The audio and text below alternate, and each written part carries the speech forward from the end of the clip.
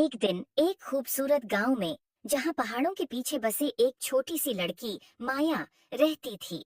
माया का एक ख्वाब हमेशा से था कि वो जादू की दुनिया में होती, और इसलिए वो हमेशा जंगलों का सफर करती रहती।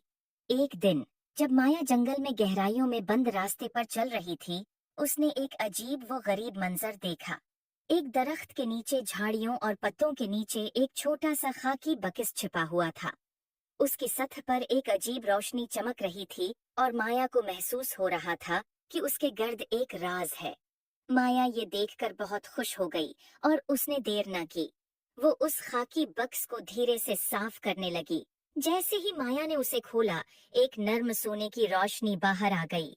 बक्स में एक छोटा क्रिस्टल गेंद लटक रही थी, जो महसूस हो रही थी जैसे वो दिल से जलते हुए हों। माया ने गेंद को हाथ में लिया और उससे एक अजीब रोशनी महसूस की। अचानक दुनिया घूमने लगी और फिर उसने महसूस किया कि वे एक जादुई जंगल में है। वहां दरख्त बातें कर रहे थे और रंगीन फूल हुआ में नाच रहे थे। माया ने एहसास किया कि वे एक दुनिया में आ गई है जहां हैरत अंगेज चीजों का राज है। जादुई बक्स को अपने हाथों में पकड़कर माया उस जादुई जंगल में घूमने निकल पड़ी। उसकी राह में मुख्तलिफ जादुई जानवर और पौधे आए और हर एक ने माया की दिलचस्पी को बढ़ाने में मदद की। आखिरकार माया जादुई जंगल के दरमियान तक पहुंच गई। वहां एक शानदार क्रिस्टल का महल था, जिसकी टावरें धूप में चमक रही थीं। और इस सब के बीच में एक अक्लमंद बुजुर्ग खड़ा था, जो जंगल के जादू का मुहाफिज था।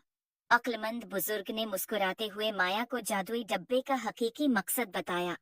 ये जंगल के कदीम मुहाफिजों का तहफा था, जो खालिस दिल और बहादुर रूह वालों को सौंपा जाता था। इसकी ताकत जादू में नहीं, बल्कि इस सफर में थी जो उसने मुतासिर किया। तशकर और हैरत से भरपूर माया अपने घर वापस आई। इसके दिल में नई हिकमत और हैरत की रोशनी भरी हुई थी।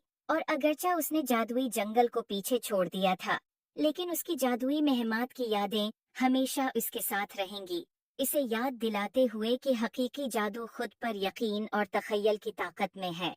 उम्मीद है आपको स्टोरी पसंद आए।